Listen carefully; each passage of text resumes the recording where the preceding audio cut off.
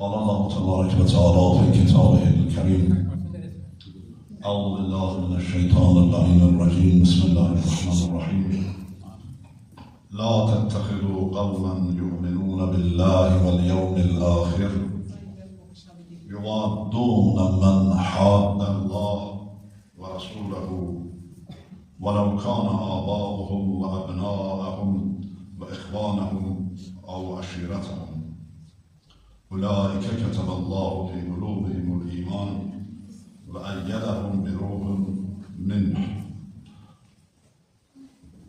Sevmek veya sevmemek İslam dininde ölçüsü nedir? Mümin birisi Allah'a iman ettikten sonra ve Resuluna ve onun pak ehl-i beytine imanla ikrar ettikten sonra kendi başına mıdır istediğini sevsin, istediğini sevmesin? Veya bunun ölçüsü nedir? Ölçüsünü kim koyacak? İman getirmezse sözüm yok. Onun zaten baştan birer yeri belli, yurdu belli. Hem dünyada hem ahirette yolu belli. Bahsimiz imanla ilgilidir. Bir insan iman ettikten sonra, ikrar ettikten sonra kimi sevecek, kimi sevmeyecek konusunda istediğini yapabilir mi? Söz bulunur. Teslim olduktan sonra Allah'a ve Resuluna ve ehl-i beytine istediğini sevebilir mi? Gönlünden geçen kişiyi, yoksa bir sınırı var mı? Veya istediğini düşman tutabilir mi, sevmeyebilir mi? Çok ilginç ayetlerden bir tanesidir Mücadele Suresinin bu son ayeti bu konuda. Birçok ayet var. Sayısız hadis var. Ve rivayet hadis tefsirlerimizde en çok hakkında hadis nakledilen istisnai ayetlerden. Çok hadis nakledilir. Çok. Onlarca. Bazı ayetlerde bir tane, bazısında hiç hadis nakli olmamış. Tefsirinde, beyanında, batininde, tenzilinde, Kur'an-ı Kerim'in bu saydığım şeyleri Allah-u Teala tarafından ilmi, Resulullah'a ve onun pak ve mutahhar kılınmış ehl-i beytine verilmiştir. Tenzili, tefsiri, tebyini ve batini, tevili. Şöyle buyuruyor Allah-u Teala, zahirini bir düşünelim. Bismillahirrahmanirrahim. Mücadele Suresi son ayet. 22 ayet. La tedicu kavmen. Tedicu peygambere hitaptır. Ey peygamber bulamazsın, göremezsin. Kavmen bir topluluğu yu'minûne billahi vel yevmil ahir. Allah'a iman etsin ve kıyamete. Acaba bu arada diğerlerini niye saymıyor? Usulüddin meğer Allah'a iman ve kıyamete imandır. Neden usulüddinin diğerlerini bazı ayet ve hadislerde saymıyor? Bazı hadislerimizden usulüddini ikiye indiriyor. El-tevhid vel-adl. Acaba diğerlerini niye saymıyor? Çünkü Kur'an'ın beyanı ve Kur'an'ın ilmi üç çeşittir. Bazen bir cümle, çok özet bir cümle, bir kelime bazen bir konu hakkında buyuruyor. Ve çoğunluk Kur'an'ın beyanı ve hitabı bu şekildedir. Bazen yani biraz açıklama yapıyor. Bazen de bir tefsir geniş şekilde. Bu ikinci bölümü de biraz var. Üçüncü bölümü çok azdır. Çünkü Kur'an bir konu hakkında mufassal geniş bahsetmiştir. Niye? Neden? Çünkü Kur'an öğretmenine yönlendiriyor. Adım, ayet. Oraya müracaat ediyor. Hala şimdi bakalım Resulullah'a buyuruyor ki وَلَا لَا تَجِدُوا قَوْمًا. Neden? İman Allah'a iman ve kıyamete buyurdu. Bunun ortasındaki diğer efendim bilcem gücüne çok özet buyuruyor dinin esasını. Çünkü tevhid, Allah'a inanmak mebde'dir, başlangıçtır. Efendim kıyamete inanmak da nedir? Sonuç. Bir başlangıçtan biliyor, mebde'dir biliyor. Bir de sondan, bir mevattır, kıyamettir. Buyurun ey peygamber, bulamazsın sen, göremezsin sen bir topluluğu ki yu'minûne billahi vel yevmil ahir, Allah'a ve kıyamet gününe iman etmiş olsunlar. İman etmiş olsunlar İslam'a. Nasıl göremezsin, bulamazsın? Yuvaddûne men haddallâh ve rasûlehu. Yuvadd, meveddet kelimesi. Sevmek, sevgi beslemek. Göremezsin o kimseler ki Allah'a ve kıyamet gününe inanmışlar, iman etmişler, onları göremezsin. Nasıl göremezsin? Yuvaddûne men haddallâh ve rasûlehu. Allah ve Resuluna karşı gelenleri severek göremezsin onları. Çok müthiş. Biraz da açıklar mısın Allah? Bileceğim cümleden, bileceğimden geçer misin? وَلَوْ كَانُوا آبَاءَهُمْ. Eğer o Allah'a karşı gelen, peygamberine karşı gelen وَلَوْ كَانُوا آبَاءَهُمْ. Onların babaları da olsa. Biraz açıklar Allah. Kur'an'a dönelim. Dönmenin dedesine lanet. Buyurun dönelim. Ama Ehl-i Beyt'le beraber. Diyorlar ya Kur'an'a dönelim. Kur'an'a dönelim. Bakın ne buyuruyor? وَلَوْ كَانُوا آبَاءَهُمْ. O Allah'ın düşmanı ve peygamberin düşmanı onların babaları da olsa. O اَبْنَاءَهُمْ. Veya evlatları da olsa. O اِخْوَانَهُمْ. Veya kardeşleri de olsa. Açıyordu Allah'tan. O aşiretehum. Ya kabileleri, yakınları, kavmi aşireti de olsa. Babası da olsa, evladı da olsa, kardeşi de olsa, aşireti de olsa. Sevemez. Şimdi Allah'a ve peygambere karşı gelen. Kim karşı geldi? Git bak da her şeyden söylemem ki. Kimler karşı geldi? Kimler yakasından tuttu? Kimler suikast düzenledi? Kimler sayılıyor dedi? Senin vazifin, git araştır bu. Ve temize çıkarmak isteyenleri de bu. Onları da bu. Benim vazifem. Eğer dinini Molla'ya bıraktırsan, cehennemin tam ortasındasın. Niye? Çünkü din Molla'nın dini değil, din hepimizin dinidir. İnanmak ve amel etmek. Bizim sadece bir iki kelime okumuşuz sizden fazla. Buraya dil çıkarıyorsunuz, biz de bunları size Allah'ın ve Resulü'nün ve Ehl-i Beyt'in dilinden gelen sözler, Arapça biraz biliyoruz, size anlayabiliyoruz. Amelde ortağız, iman etmekte ortağız. Sizin bizden ne farkınız var? Ha? Yani kıyamet günü diyecekler mi? Mesela, ey alimler buyurun cennete. Ey seyitler buyurun cennete. Ey hatırar kerbaylar buyurun cennete. Yok. Ey iman edip amel edenler buyurun cennete. Kimsenin imtiyazı yoktur. Din şahsın dini değil, müsleydin, alimin, müslümün, efendim, din anlamının dini değil. Din tümün anlamları, tümün kâfeten din nas, rahmeten lil âlemin. Hadi. Ulaike, Allah bunlar nasıl bir toplumdurlar ki? Dikkat edin, burayı bir parantez içerisinde arz edeyim. Bir insanın babası kafir olsa, kafir. Oğlu mümin, babası kafir. Bu mümkün mü? Efendim? Her zaman. Tersi de mümkün mü? Baba mümin olsun, oğlu kafir. Şimdi daha çok. Var mı? Evet. Sorun diyor babam filan. Ben bir ateist kızla evlenmek istiyorum ama nikah inanmıyor. Sen ne işin var için nikah inanmaya berabersin? Demek sen ölçün yoktur. Ölçün sadece şehvettir. Başka ölçün yok. Ne işin var sen? Allah buyuruyor, yapamazsın.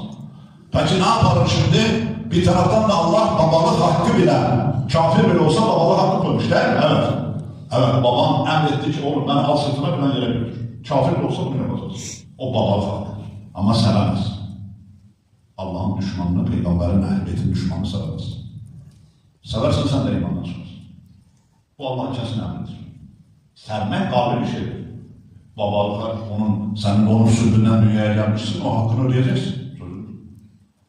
İmanla şaka yoktur. Kimsenin de Allah'la akrabalığı yoktur.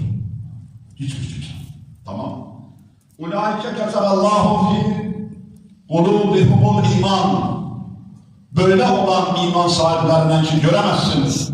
Sen Allah ve Resulüne karşı gelenleri onlar sevmezler.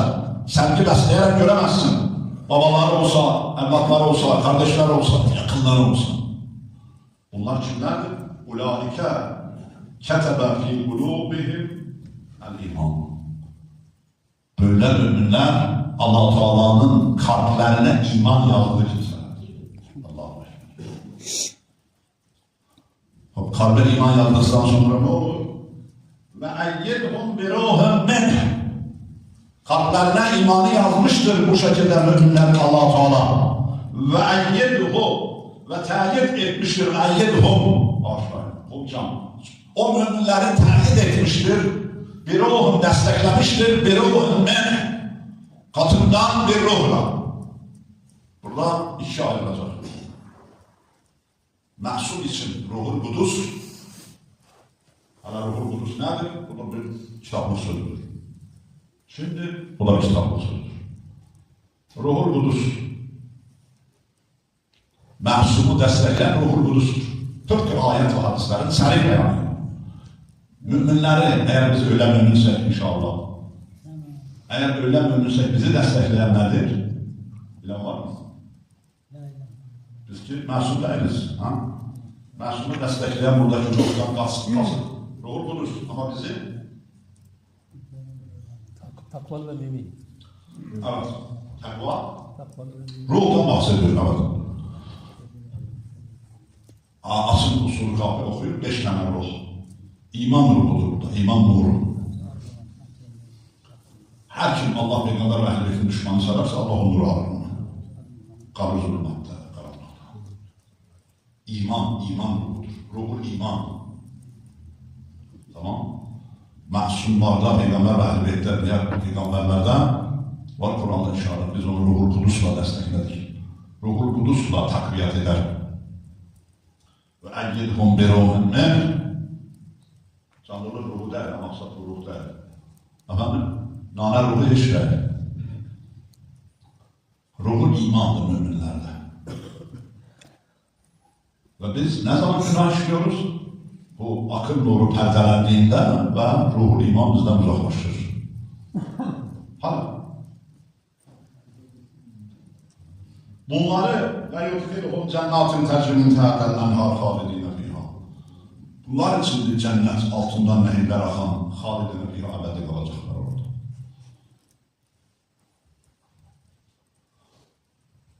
O halde teberranın ve teberranın merkezi Kur'an'dır.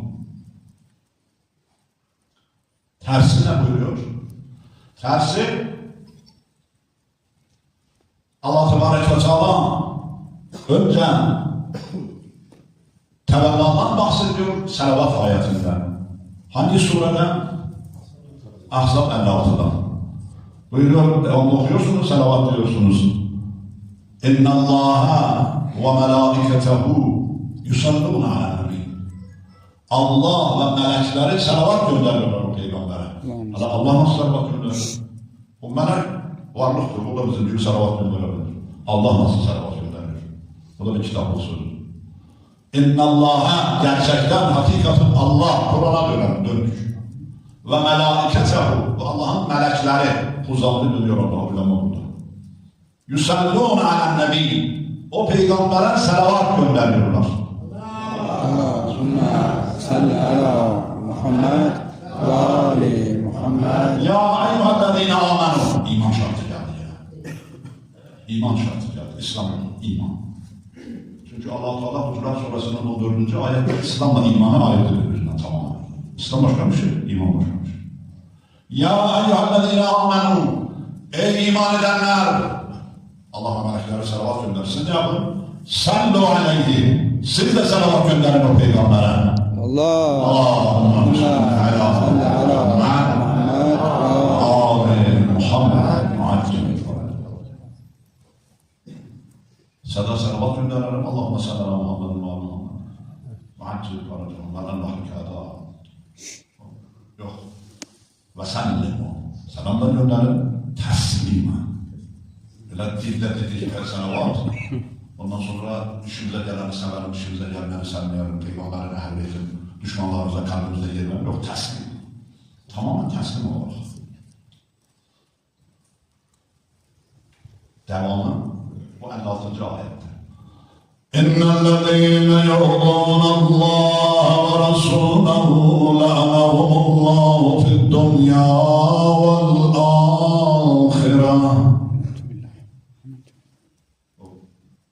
Şimdi sanmayalım. İnnellezîne yu'zûnallâhe ve rasûlehu. Her kimse Allah'a ve Resuluna eziyet ederse. Allah'a eziyet nedir bir kitap sözü olur. Ezan, dikkat edin. Yalnız sözüyle, kötü bir sözüyle. Zulmetmek, hakkını almak, kapısını yapmak, hakkını elinden almak, katletmek, baş kesmek, karnındaki çocuğu öldürmek, süt emerini öldürmek, ehli öldürmek bunlar. Bunlar demiyor, eza en küçüğü. Yani bir söz dedim, eziyet olur, zahmete düşüyor. İncildi, incitmek. Eza yani incitmek sizin deyilinizde. İnnellezîne, Kur'an'a dönmüş. İnnellezîne, o kimseler ki, Allah hikaye mi anlatıyor? Evet, maşallah. Yu'zûnallâh ve Resûlehu. Eziyet ederler Allah'a, fiil-i muzari yapıyor her zamanda ha. Geniş zamanda. Her zamanda, o zamanda bu zamanda kıyamete kadar. Herkes Allah ve Resulüne eziyet ederse le'anehumullah fid-dunya vel-âkhireh. Sana ahirette diyor Allah Teala lanet etmiştir ona. Dünyada da ahirette. Şimdi o zaman geldik. O zaman meleketin manası kimi sebebi? Şura suresi 23. ayette Allah Teala açıklıyor. قُلْ لَا أَسْأَلُكُمْ عَلَيْهِ عَجْرًا اِلَّا الْمَلَدَّةَ فِي الْقُرْبِ 23. zahmeti, risaletin zahmeti, bunca zahmetin karşılığı nedir? Ehl-i meleddet. Meleddet, sevgi. Sevgi nasıl gösterilir? Gerçekten şimdi sünni alimler, ulema bu sözü çok söylüyorlar. Hadisi, bununla bitireyim.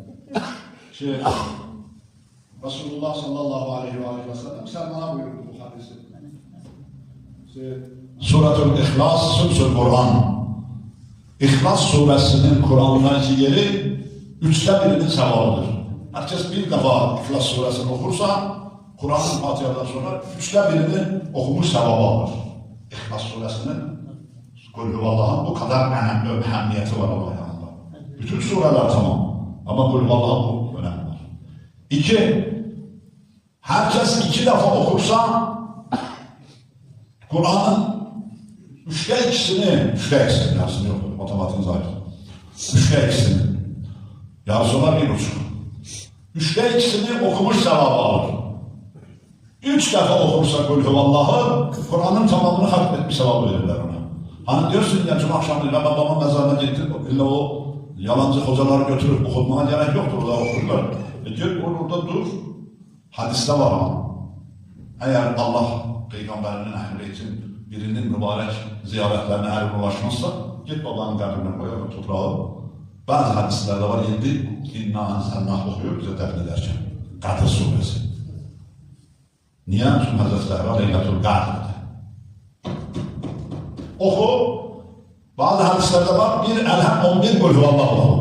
Ama Kur'an bilmiyorsun Kur'an'ın en faziletli ayetleri. Otur oku. Ve hacetin varsa İslam'da. Mümin babanın kabrinin üstünde. Mümin annenin kabrinin üstünde.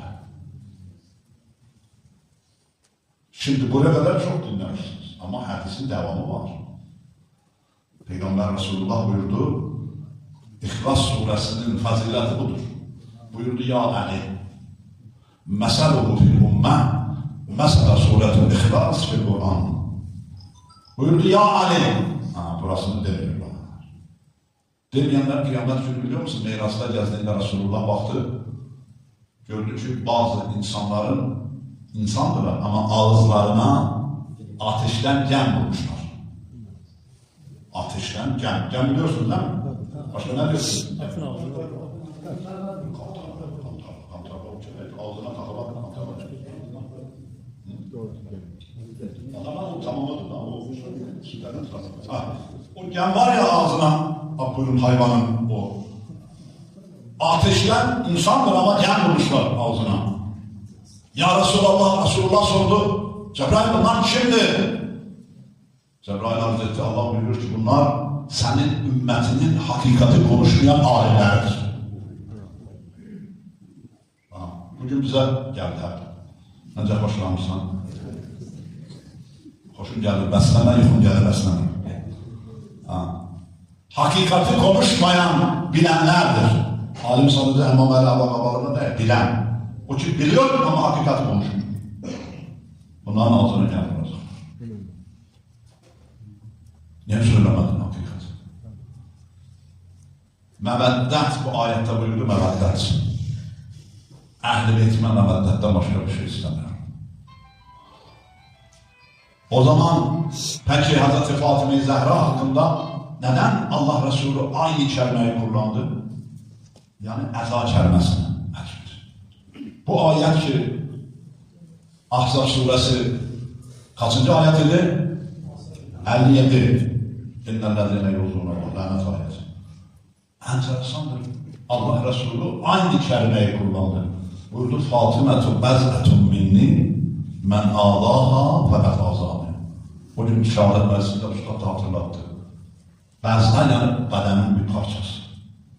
Alimler diyorlar ki bilim adamları bir bütünden, dikkat edin, bir bütünden bir parçayı alsanız tüm özelliklerine sahiptir ama kopyalamak istiyorlar diye onu alıyorlar, o canlı zerreyi.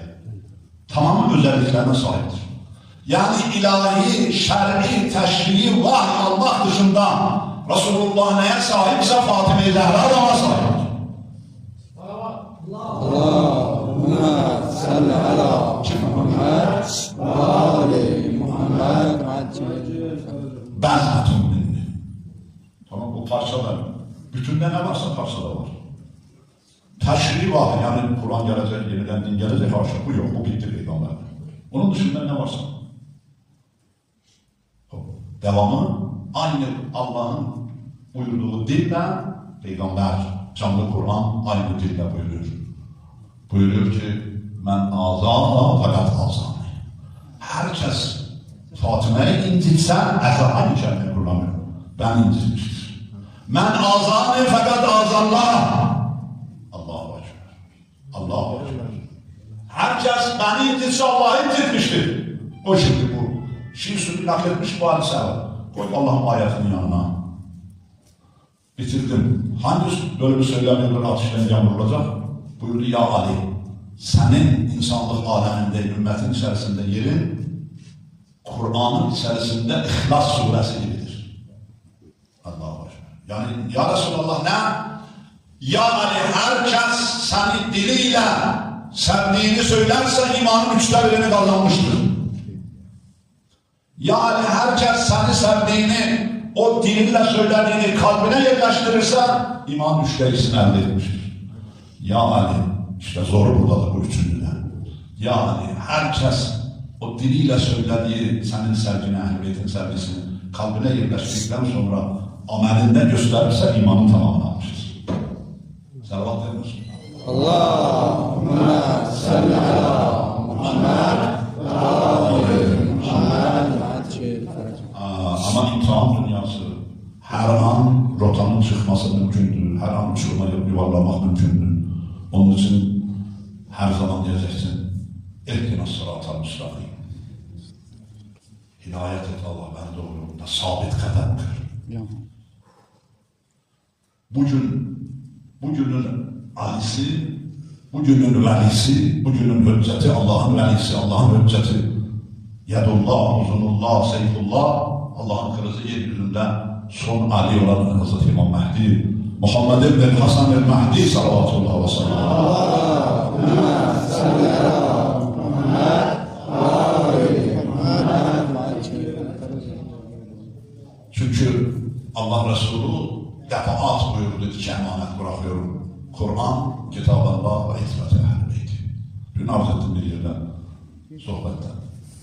Hazreti İmam Mehdi'nin hakkında hiçbir ayet ve hadis olmasa, tekçe bu hadisten biz İmam Mehdi'nin varlığına iman eder ve ispat ederiz. Yani Peygamber buyurdu, bunlar kıyamet günü Kevser havzunun kıyısına ulaşıncaya kadar birbirlerinden ayrılmazlar. Madem ki bu yüce Kur'an, Allah'ın kitabı var, bu hadis diyor ki madem ki var, kıyamete kadar bunun yanında Ehl-i Beyt'ten hayatta olan bir imam olmalıdır. Düşündün? Bundan büyük mucize var mı? Çünkü onunla kaimdir, onunla birlikte hüccettir Kur'an, tek başına değil. Ehl-i Beyt'le birliktedir, bu hadis onu gösteriyor hüccet. Tek başına Kur'an'a varsan, o zaman Kur'an bize yeter diyenin yanına gidersin. Allah İzzet-i Celal'ın hürmetine bizi buyurduğu bu ayetlere veren Resulullah'ın ve Ehl-i Beyt'in bu mübarek sözlerine gerçekten iman edip amel etmeye muvaffak eyle ya Rabbi. Biz o zamanda bu zamanda kıyamete kadar senin ve Resulünün düşmanlarından beriyiz ve beri eyle ya Rabbi. Birkaç ayet öncesinde buyurur ki şeytan bunların arasındadır ve onları Allah'ı zikretmekten alıkoyar. Bunlar hizb-ı şeytandır.